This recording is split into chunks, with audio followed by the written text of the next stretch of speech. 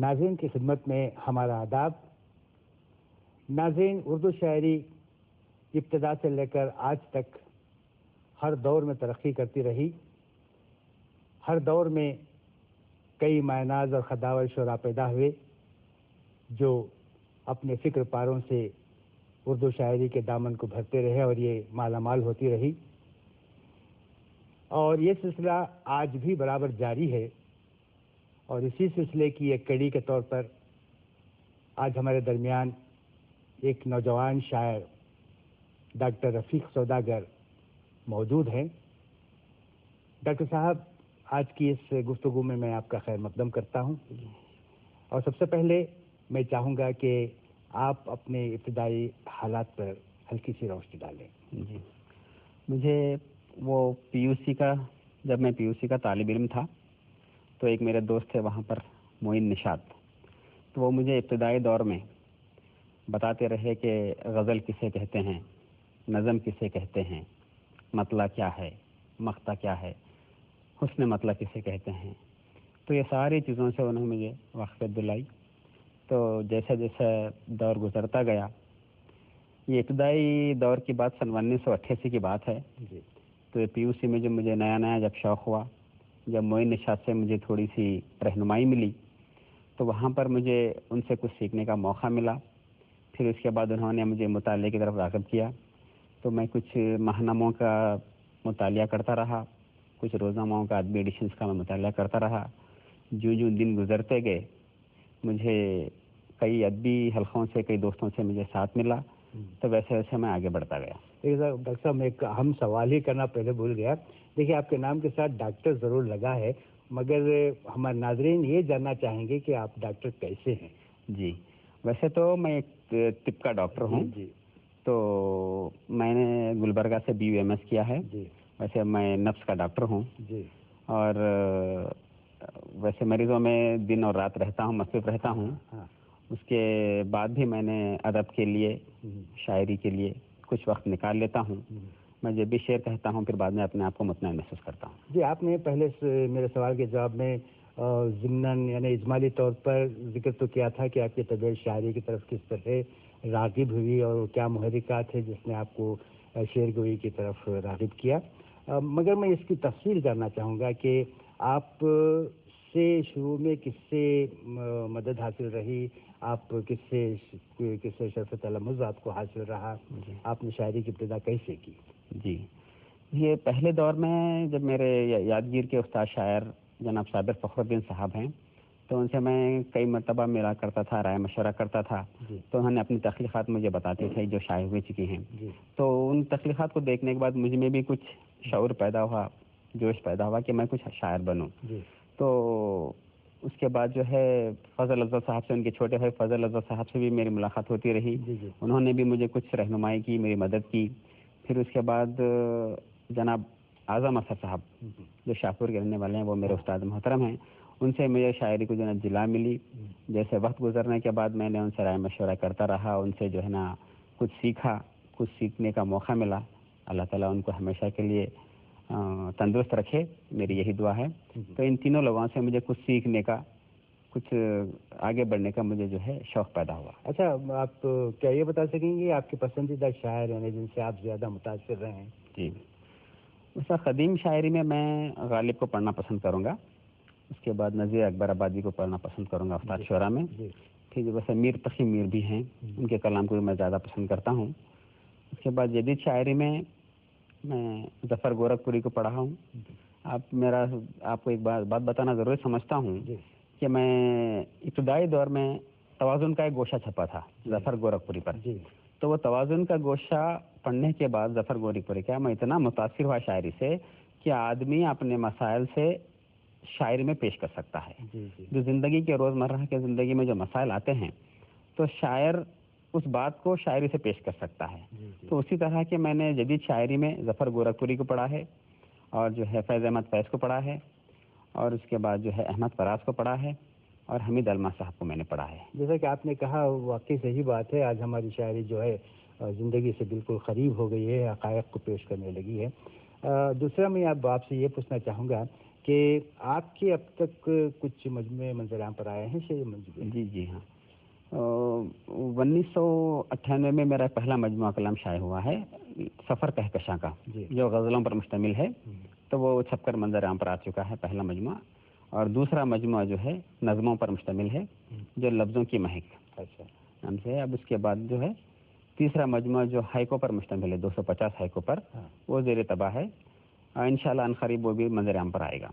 اب دیکھیے ڈاکٹر صاحب، جیسا کہ آپ نے کہا کہ پہلا مجموعہ آپ کا غزلیات کا رہا، دوسرا نظموں کا، اور پھر تیسرا جو عنقریب شائع ہونے والا ہے وہ ہائیکو کا ہے. یعنی ان تینوں اصناف میں آپ کس صنف سے زیادہ یہ انس رکھتے ہیں، کس طرف زیادہ آپ کی طبیعت مائل ہے؟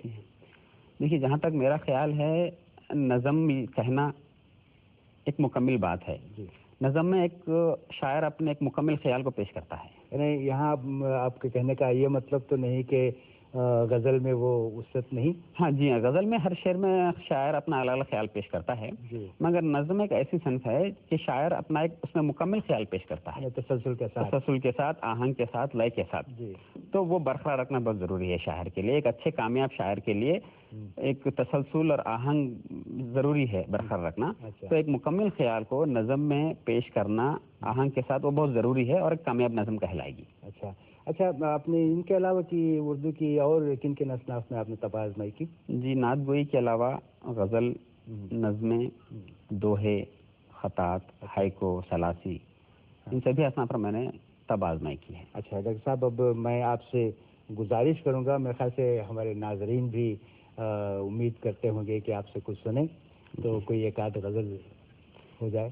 جی دیکھیے، غزل کا مسئلہ ملاحظہ فرمائیے. جی، غزل کا مسئلہ ہے: کسی کو بھی ہمدرد سمجھا نہ کرنا، جی، یہاں پر کسی کا بھروسہ نہ کرنا. واہ واہ. جی، لٹیرے ملیں گے ہر ایک راستے پر، پتہ تک بھی منزل کا پوچھا نہ کرنا. واہ واہ. ہے ہمت اگر تم میں لڑنے کی یارو، کسی پر بھی پیچھے سے حملہ نہ کرنا. ہے ہمت اگر تم میں لڑنے کی یارو، کسی پر بھی پیچھے سے حملہ نہ کرنا. خیالوں کی جو دل کشی تک مٹا دے، تم ایسے کبھی خواب دیکھا نہ کرنا. خیالوں کی جو دل کشی تک مٹا دے، تم ایسے کبھی خواب دیکھا نہ کرنا. چمک ان میں تاروں کی آئے گی ایک دن، کبھی داغ دامن کے دھویا نہ کرنا. واہ واہ واہ. رفیق آپ کردار کے ہیں دھنی تو، امیروں کے گھر کوئی رشتہ نہ کرنا. واہ واہ.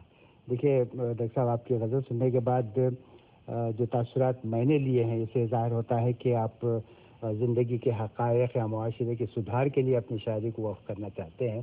بڑی اچھی بات ہے.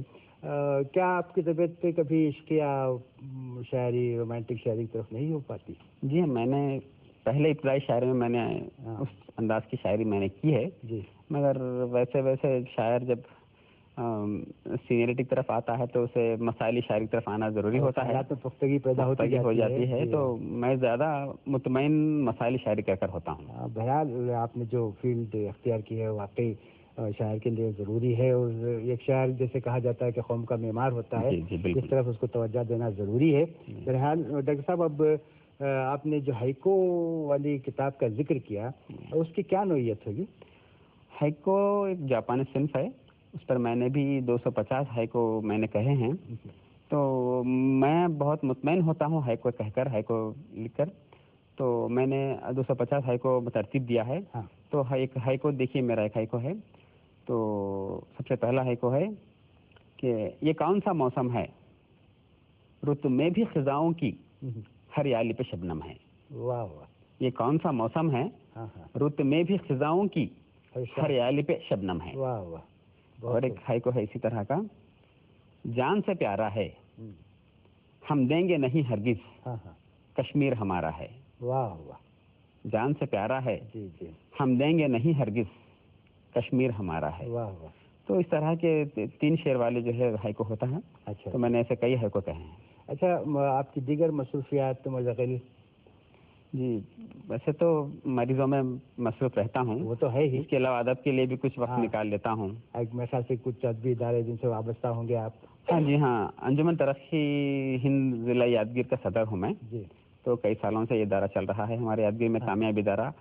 اس کے زیر نگرانی میں کئی انجمنیں، کئی محفلیں ہوتی ہیں، ادبی محفلیں ہوتی ہیں، کئی مشاعرے ہوتے ہیں، کئی لوگوں کو جو ہے نا تہنیت پیش کی جاتی ہے، تو اس کا میں صدر ہوں، اور انجمن پرستارن اردو کا نائب صدر بھی ہوں۔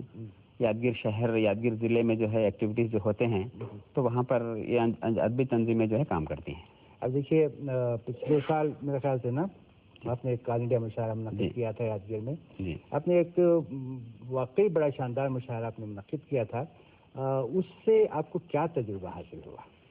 کیوں بولے تو ہم لوگ اب دیکھتے ہیں کہ مشاعرے میں وہ نہ وہ پہلے جیسی ادب رہا، نہ وہ پہلے جیسی تہذیب رہی، آج کے مشاعروں کا کچھ رنگ ڈھنگی الگ ہے۔ جی، میرا جہاں تک خیال ہے، میں یہ سمجھنا ضروری سمجھوں گا، بتانا ضروری سمجھوں گا کہ ادب کے جتنے بھی اچھے شعراء ہیں وہ محض کتابوں میں، صرف ماہناموں میں، روزناموں میں محفوظ رہ گئے۔ اب دوسرے ٹائپ کے جو شعراء ہیں جو اسٹیج پہ آج جو نا گا کر سناتے ہیں، لئے میں غزلیں پڑھی جاتے ہیں، وہ صرف مشاعرے کے شاعر ہو گئے ہیں۔